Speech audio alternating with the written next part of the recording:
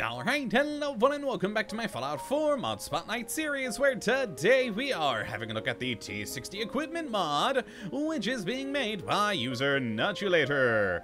And what this glorious little piece of work looks to add into the game is a couple of really fun accessories to go with the T-60 power armor. And these things are magnificent. As you can see here, we've got some cool bits and bobs to place onto the armor. Some are useful, some are purely aesthetic, and we even get a new weapon, which is pretty darn neat. So let's take a look at what all we do get here, starting with the T-60 backpack.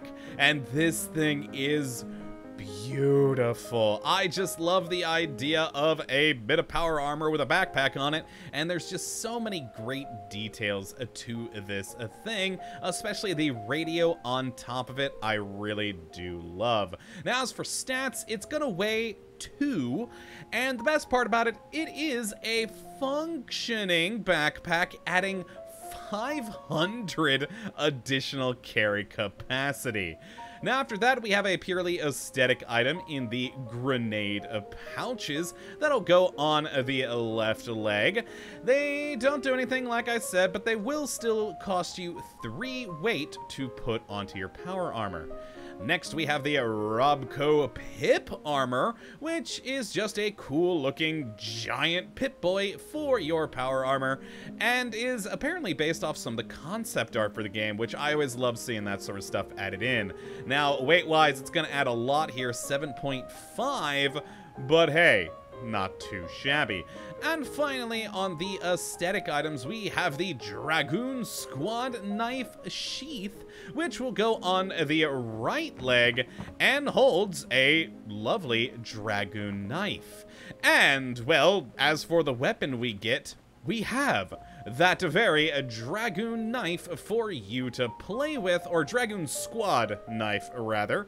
Now, it's a pretty decent melee weapon with a damage of 35, a speed of fast, and a weight of 2. And as you can see on this thing, it is simply beautiful. And it is a massive knife, as this thing is really meant to be used with power armor. You can use it without, but it looks best in the hands of a power armor user. And I love the detailing on this thing.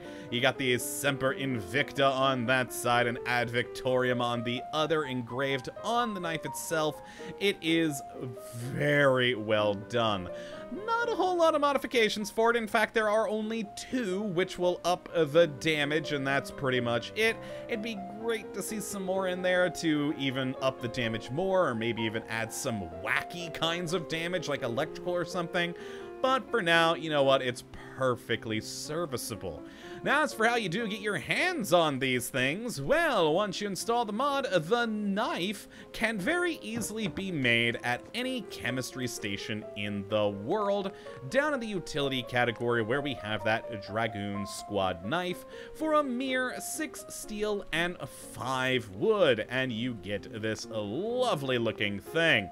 And it is, well, a really nice knife. It's got that fast speed to it, so you can stab and slash to your heart's content, and it'll do pretty nice damage. Now, on those modifications I did mention, like I said, there's only 2 in the one singular upgrade category, where we can either have a serrated blade or a stealth blade. Now, both of them are gonna up the damage to 60, and both will add bleed, but this one apparently increases the damage from sneak attacks as well.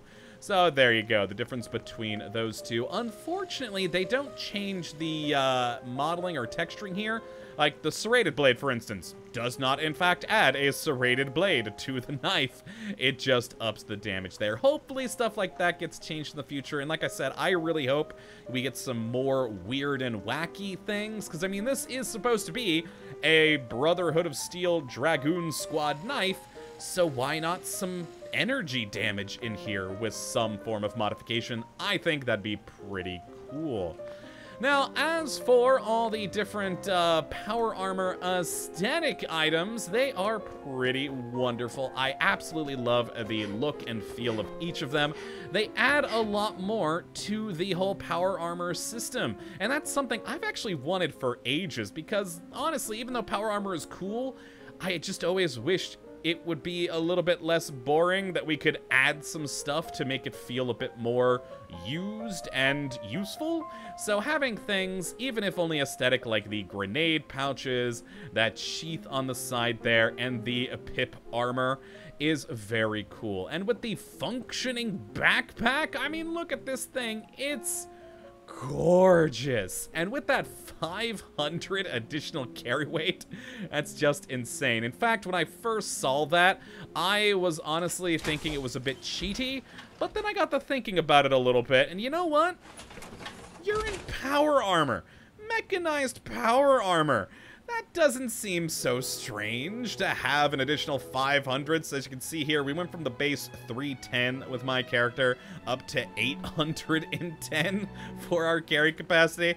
And with the knife, it's just fun. Granted, this is my one problem I have with all the attachments here.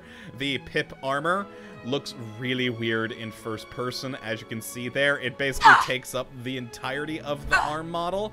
So honestly, when I've been playing with this so far, I've been sticking with third person, which is weird for me because typically I don't like playing the game in third person.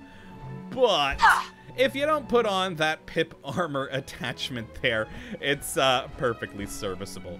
Now, as for how to attach them to your armor, let's go take a look at that real quick before ending up here today. So let's go to the station, and the backpack is going to go on the torso. You're going to get a new additional miscellaneous category down here. Sorry, wrong one.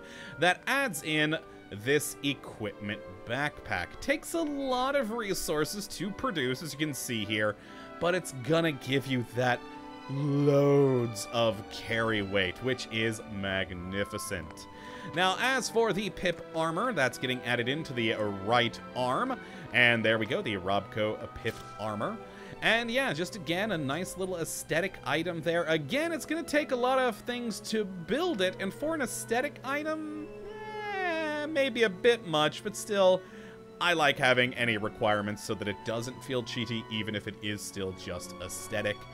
And then as for the grenade pouches and the sheath, these are the interesting ones. They're on the legs, of course, the left and right legs. But if we actually go into the left leg here, which is for the grenade pouch, as you can see, well, there is also the Dragoon Squad knife here.